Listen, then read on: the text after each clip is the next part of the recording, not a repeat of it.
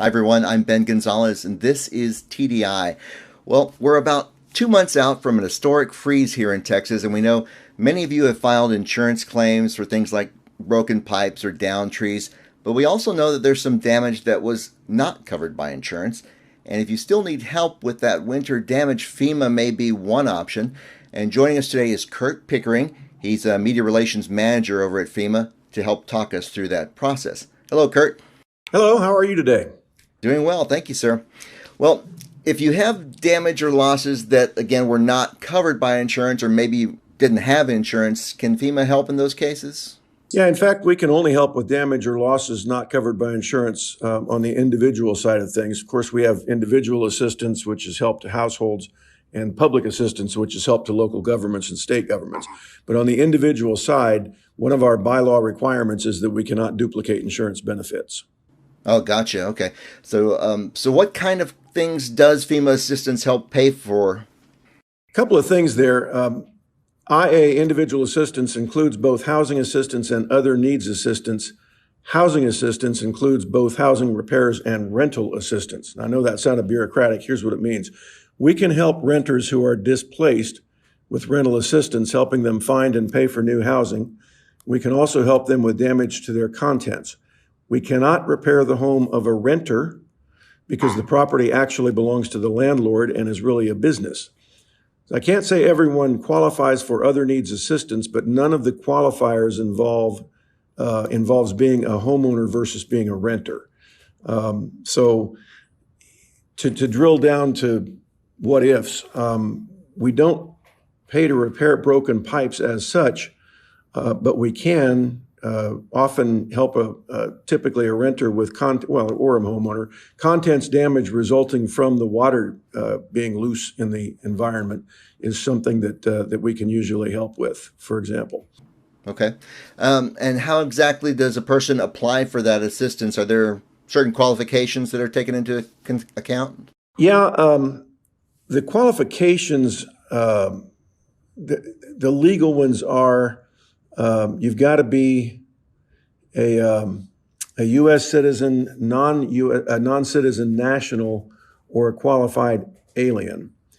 And then you have to have had damage to your primary residence and certain other non-real estate property, for example, a car, and the damage happened in a designated county. Now, in Texas, on this particular disaster, 126 of the state's 254 counties have been designated so far. The others are under review, and that could change.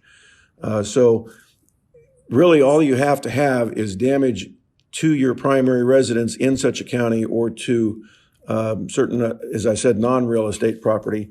And whatever damage happened in a designated county, if you're otherwise eligible, and that goes to being a U.S. citizen, non-U.S. citizen, national, or qualified alien, those are the things that will qualify you. I would suggest that people register if they're not sure, because it's better to register and not get help than not register and then not get help you would have got. Right.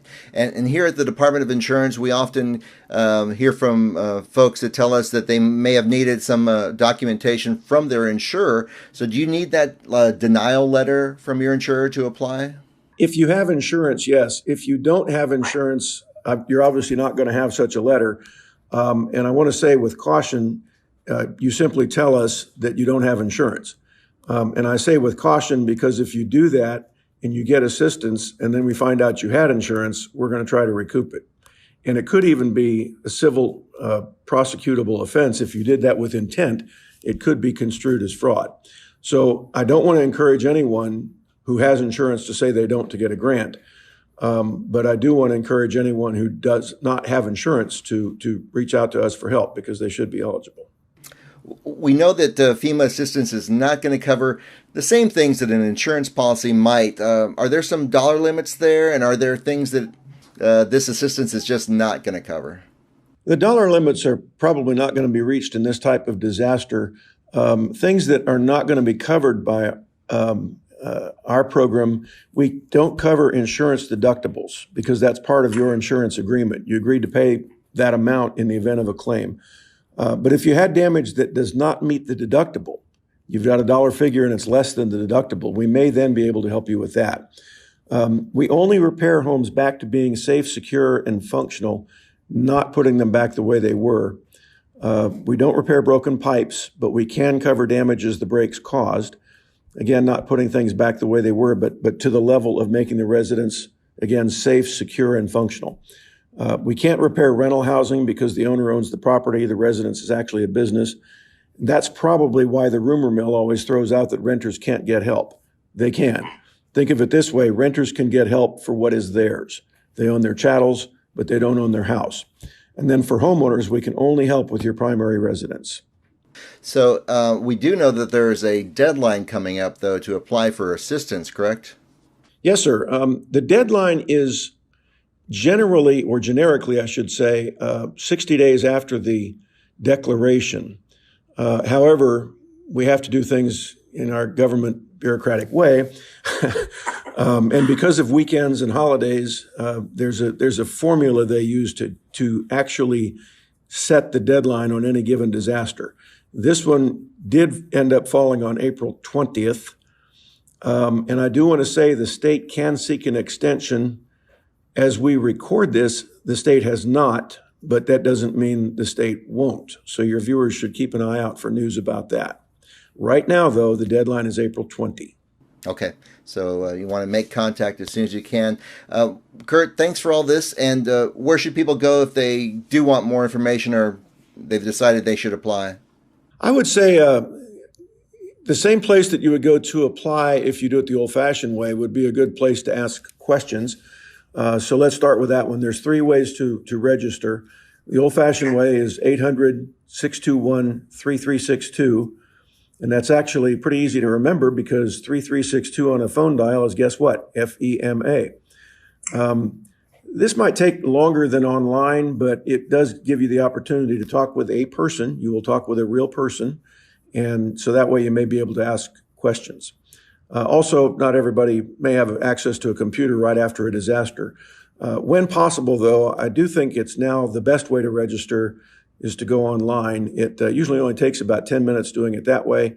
And you do it at disasterassistance.gov. And you type that as one word, disasterassistance.gov.